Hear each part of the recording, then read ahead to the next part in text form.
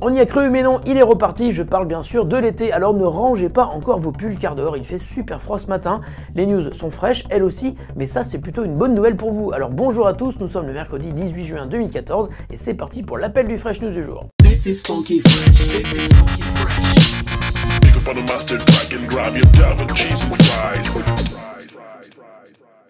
YouTube s'apprête à lancer YouTube Music Pass, un nouveau service de streaming de contenu audio et vidéo payant et sans publicité, on vous en a déjà parlé. Il permettra de regarder et de télécharger de la musique et des clips sur son mobile, sa tablette ou son ordinateur.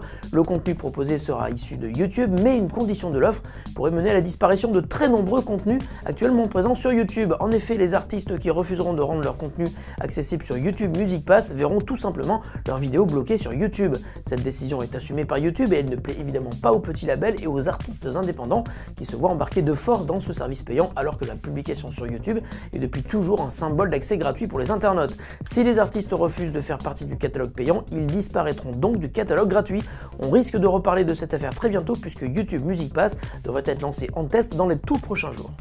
Facebook Slingshot est sorti, du moins aux États-Unis, et l'application dont on vous révélait l'existence il y a quelques semaines est bien un clone de Snapchat, mais elle y ajoute une dimension supplémentaire qui risque de la rendre à la fois addictive, populaire et un peu énervante. Slingshot vous permet en effet d'envoyer des messages à une personne, mais à l'inverse de Snapchat, pour lire un message qui vous est envoyé, qu'il comporte une photo ou une vidéo, il faut tout d'abord envoyer un autre message à son expéditeur. En clair, envoyer un message est impératif pour débloquer le contenu du message précédent. Bien entendu, cela va rendre les discussions un peu asynchrone, mais cela risque de créer une vraie dynamique dans les échanges. Slingshot encourage d'ailleurs les chats à plusieurs en autorisant l'envoi de messages à tous ses contacts en même temps, ce que Snapchat n'est pas capable de faire. Poster un message sur Slingshot à tous ses contacts ressemble beaucoup à poster un statut sur Facebook. La seule différence est donc que pour voir le contenu du message posté, il faut déjà y poster une réponse. On attend de tester avec impatience cette nouvelle manière de chatter.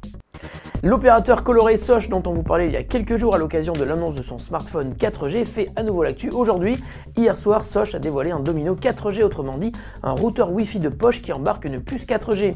Le Domino Sosh sera proposé gratuitement à tous les abonnés Sosh qui souscrivent l'option Multisim facturée 5 € par mois. En clair, pour 5 € mensuels, en plus de votre forfait, vous devenez l'heureux locataire d'un routeur Wi-Fi 4G et d'une puce 4G qui va vous permettre de créer votre propre point d'accès Wi-Fi et de partager votre connexion pour 6 appareils au maximum, smartphone, tablette, ordinateur, et profiter ainsi de la 4G du réseau Orange. Sosh en a profité pour annoncer une tournée des plages qui va sillonner les côtes françaises du 17 juillet au 5 août et qui permettra de tester le Domino 4G, le Sosh Phone 4G et de profiter des animations proposées par l'animateur en short.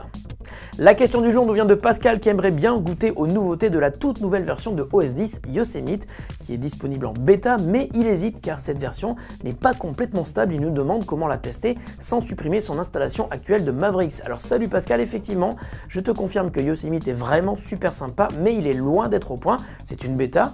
Il y a d'ailleurs de très nombreux logiciels, y compris des logiciels Apple, qui ne fonctionnent pas du tout sur Yosemite.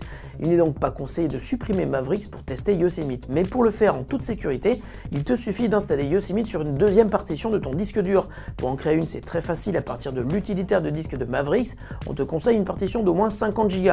Une fois que ta deuxième partition est créée, l'installation de Yosemite va te permettre de choisir la partition sur laquelle il va s'installer et tu pourras même importer ton profil Mavericks sur Yosemite. Pas mal. Fresh News, c'est fini pour aujourd'hui. Attention, demain, pas de Fresh News. On se retrouve vendredi pour le Fresh News du week-end. Salut à tous et bonne journée, quel que soit le temps qui vous attend.